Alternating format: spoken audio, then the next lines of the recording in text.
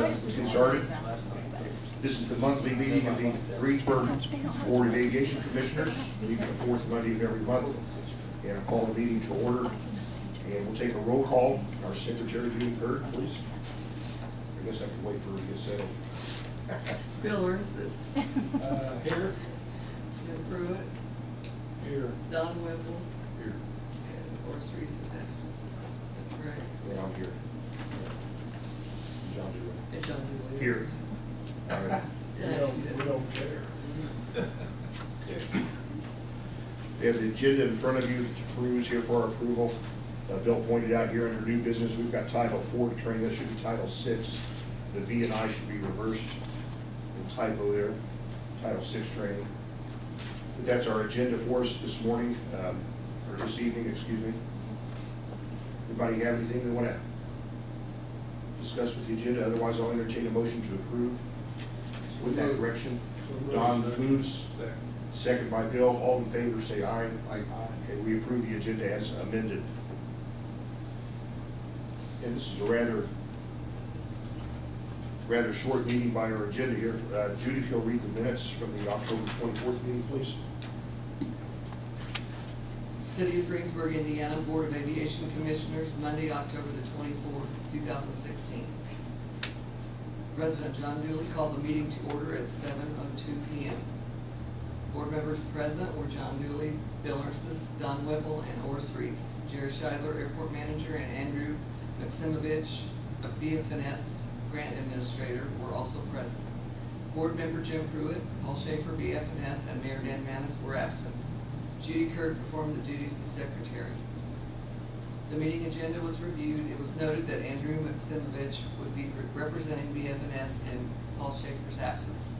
Horace Reese made a motion to approve the agenda as amended. Bill Ernst seconded the motion. The motion passed unanimously by voice vote 4-0. Judy Kirk read the September 26, 2016 minutes. Don Whipple made a motion, and Bill Ernst seconded a motion to approve the September 26, 2016 minutes as read. The motion passed unanimously by voice vote 4-0. Financial report. Bill Ernst read the financial report. Surface of taxiway by Hangar G and south of Hangar E. Discussion. Don Whipple reported that he had inspected the taxi lane located near Hangars G and E and found that the taxi lane is in bad condition and should be repaired. However, he recommended that the board wait until spring to start the project in order to give the board time to include the project on the CIP. Any further discussion was tabled. The CIP is due on February 1st. Andrew Maximovich reported that he had two action items. One, federal financial report, grants already received and open as of 9/30/16. Applicable to grants number 7 and number 11 needs to be signed by the board president and returned to the FAA by December the 31st, 2016. 2, cover letter and packet requesting closeout of grant 11 for taxiway preservation overlay. Federal dollars requested for reimbursement $21,600, and state of Indiana dollars requested for reimbursement $1,200. Bill Ernst made a motion to allow President John Dooley to sign the federal financial report and the closeout for taxiway project reimbursement documents for grant 11. Horace Reese seconded the motion. The motion passed unanimously by roll call vote 4-0. Andrew also noted that Paul Shaffer had asked him to relay a message to the board that he is still participating in bi-weekly meetings with the FAA. Approval of bills. The bills were presented for approval. Don Whipple made a motion and Horace Reese seconded the motion to pay the bills as listed. The motion passed unanimously by roll call vote 4-0.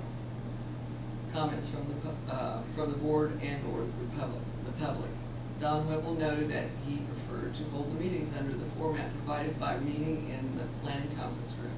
All agreed that it is easier to hear and understand other board members with the round table configuration. President John Dooley will look into it. Meeting adjournment and next meeting date. There being no further business before the board, Bill Ernst has made a motion and Don Whipple seconded the motion to adjourn the meeting.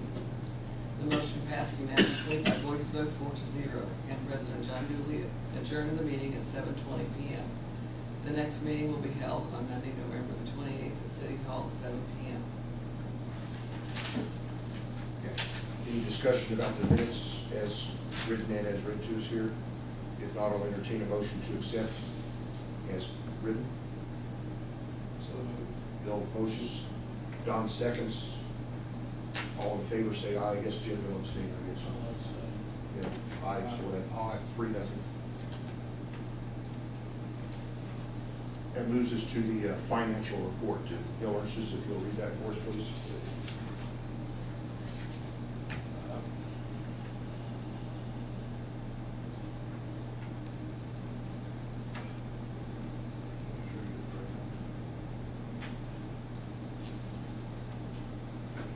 Airport Improvement Fund, $32,768.78.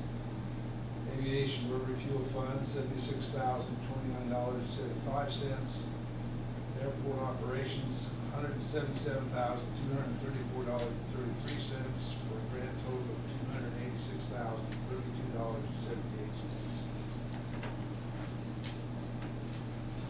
All right, that takes us to old business. First time in my recollection, we have nothing under old business on the agenda. So that takes us to new business.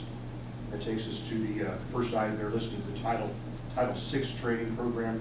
We had, of course, a week ago, everybody was invited to we had about an hour presentation for Title VI that comes from the Civil Rights Act of 1964, prohibiting discrimination based on race, color, national origin, and programs and activities receiving federal finance assistance. And for everyone who couldn't make it, including myself, that was on either a Monday or Tuesday. It was on a Monday. They don't have it yet. I spoke with Sarah Hamer at the front desk. They'll have a videotape available, and I think she said they're actually going to publish it on the City of Greensburg website, and there'll be a way that we can view it there and sign off on it. And when I get further details, when that is ready to go, I'll let you know by telephone, email, or something. Let you know. Not fair. Bill and I sat through it. Yeah. And Jerry. Yeah. Not fair. Okay. Oh, it was a ball. That takes us to BF&S Engineering. Our representative is Engineer Paul Shaffer. I apologize for being absent last meeting. I don't have any action items for you this evening. Just to report that we are still doing our bi-weekly meetings with the FAA. We've gotten through all 18 sections that have been resubmitted to the FAA, and they've gotten 6 of those back to us. So out of that, the only noteworthy part is endangered species. Since the last draft, there has been a bat. The long-eared bat has been named to the endangered species list, so the FAA asked that we re-coordinate with the U.S. Fish and Wildlife and Indiana Department of Natural Resources. So we have sent that letter out to re-coordinate that.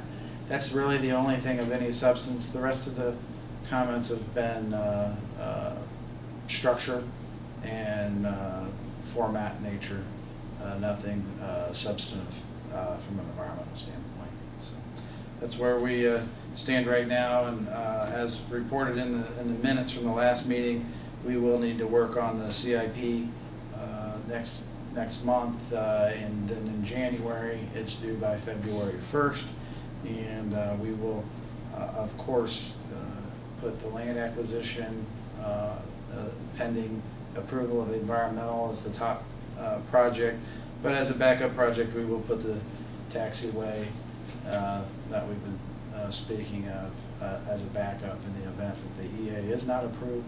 We'll put forth that taxiway project so you can use your money on that.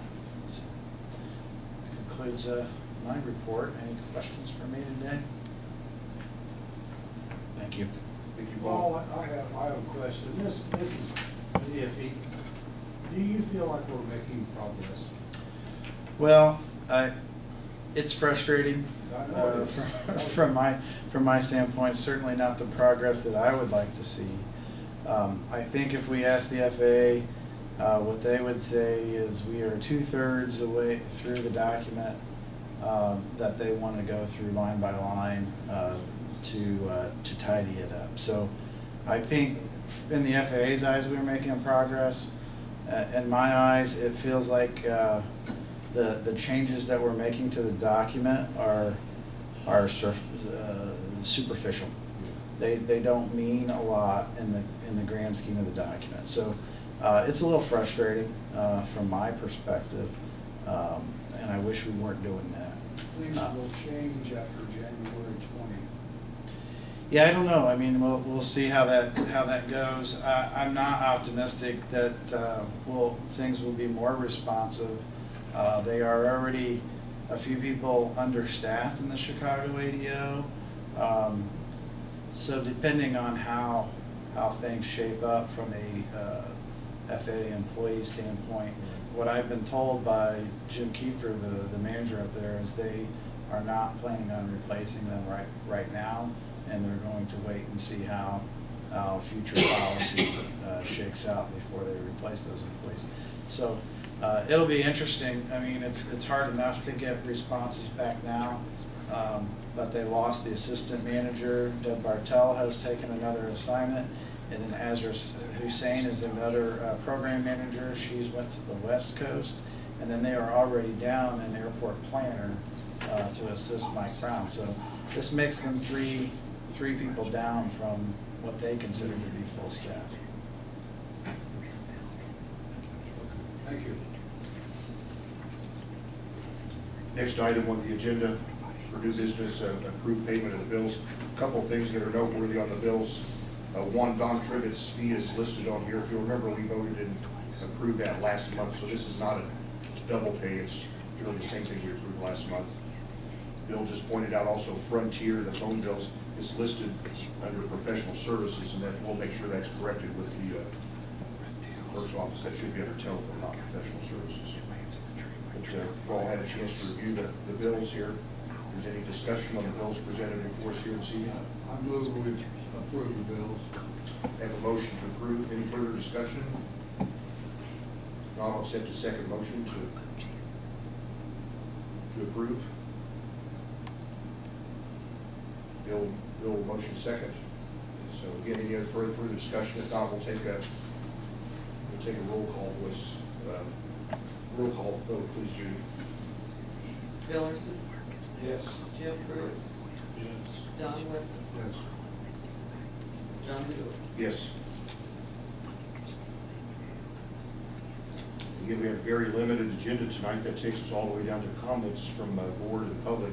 One comment I'd make, we had some favorable, we had to meet in the room across the planning room last month, and we all seemed to like that. We were told that they preferred us to meet here so things could be recorded.